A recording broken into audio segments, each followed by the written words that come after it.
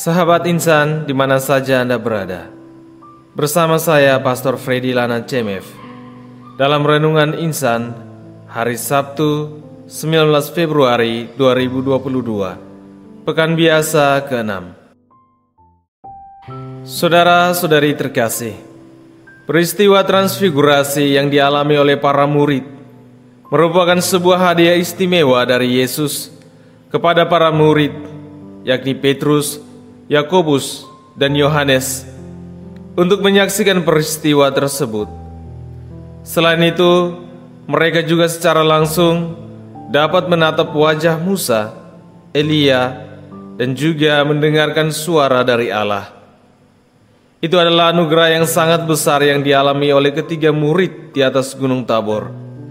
Kehadiran ketiga murid bersama Yesus tentu memiliki suatu tujuan yang besar, dan tidak hanya sekedar mengalami peristiwa tersebut. Saudara-saudari, jika kita menarik benang merah dari bacaan-bacaan yang kita renungkan pada minggu ini, ada suatu kesinambungan mengenai pengenalan siapakah diri Yesus yang sesungguhnya. Para murid yang masih belum paham tentang pribadi Yesus akhirnya dapat mengerti Yesus melalui kesaksian yang bukan dari manusia, tetapi dari yang ilahi. Kita tentu mengingat pertanyaan Yesus kepada para muridnya, "Siapakah aku ini?" Ada yang menjawab, "Elia." Ada yang menjawab, "Salah seorang dari para nabi." Dan akhirnya Petrus menyebut bahwa Yesus adalah Mesias. Hadirnya tokoh lain dalam peristiwa transfigurasi seperti Musa dan Elia cukup membuktikan bahwa Yesus itu bukan salah seorang nabi seperti Musa, dan juga Yesus bukan Elia. Tetapi Yesus adalah putra Allah yang hidup, sebagaimana kesaksian dari Allah sendiri dari dalam awan yang menyelimuti mereka, "Inilah anakku yang terkasih." Saudara-saudari, pengalaman Petrus, Yakobus, dan Yohanes dalam menyaksikan peristiwa transfigurasi itu memberikan kesan yang sangat luar biasa bagi pengalaman hidup mereka bersama Yesus. Perasaan para murid yang berada di tempat itu tentu sangat bahagia. Terlihat dari perkataan Petrus bahwa mereka sangat bahagia berada di tempat ini. Demikian juga ada takut dan bingung karena mereka tidak tahu apa yang harus mereka lakukan. Ada keinginan untuk melayani Yesus, Musa, dan Elia dengan mendirikan 3 kemah, 1 untuk Musa, 1 untuk Elia, dan 1 untuk Yesus.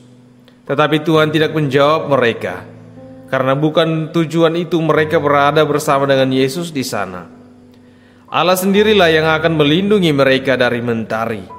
Terbukti bahwa Allah datang dalam awan yang menaungi mereka. Kehadiran para murid bersama dengan Yesus dalam peristiwa transfigurasi sebenarnya ada maksud dan tugas khusus, yakni untuk mengenal lebih dalam siapakah Yesus itu. Apa yang Petrus katakan bahwa Yesus adalah Mesias, putra Allah, di sekitar daerah Kaisarea Filipi diafirmasi oleh kesaksian dari Allah sendiri dalam peristiwa transfigurasi. "Inilah anakku yang kukasihi." Kata Allah ini tidak dapat disangkal lagi bahwa Yesus adalah sungguh-sungguh Mesias, putra Allah yang hidup. Kesaksian dari Allah akan Yesus ini bukanlah kali pertama, tetapi yang kedua kalinya setelah peristiwa pembaptisan di Sungai Yordan. Saudara-saudari, tujuan kedua yang tak kalah penting dari kehadiran para murid ada pada perintah Allah, "Dengarkanlah Dia." Perintah untuk mendengarkan ini bukanlah sebuah tugas biasa yang harus dipegang para murid. Perintah Allah ini sekaligus untuk menutupi keraguan, keheranan, ketidakpercayaan yang terkadang muncul dari para murid tentang sosok yang mereka ikuti tersebut, sebagaimana rumor yang seringkali terdengar bahwa Yesus bukanlah Mesias. Saudara-saudariku terkasih, pengalaman para murid yang dituliskan dalam Injil suci pada hari ini sebenarnya untuk menyampaikan pesan yang sama kepada kita tentang Tuhan kita Yesus Kristus, bahwa kita tak perlu untuk menyaksikan siapakah diri Yesus itu. Kita harus memiliki keyakinan kuat bahwa Yesus itu adalah sungguh-sungguh Putra Allah yang hidup. Memang benar bahwa kita tidak dapat menyaksikan Yesus secara langsung, sebagaimana yang disaksikan oleh para murid. Tetapi warisan mereka dalam sabda dan juga pengalaman-pengalaman iman mereka sudah cukup untuk membuat kita percaya.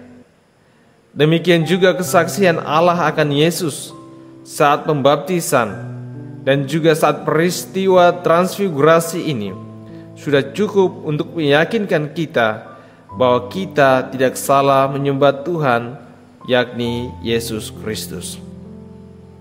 Saudara-saudari terkasih, di era globalisasi yang kian masif ini, marilah kita tetap berpegang teguh akan perkataan Allah. Dengarkanlah Dia. Perkataan Allah ini bukanlah tanpa alasan. Banyak orang yang sudah menjadi tuli dengan ajaran Yesus yang sebenarnya untuk keselamatan hidupnya.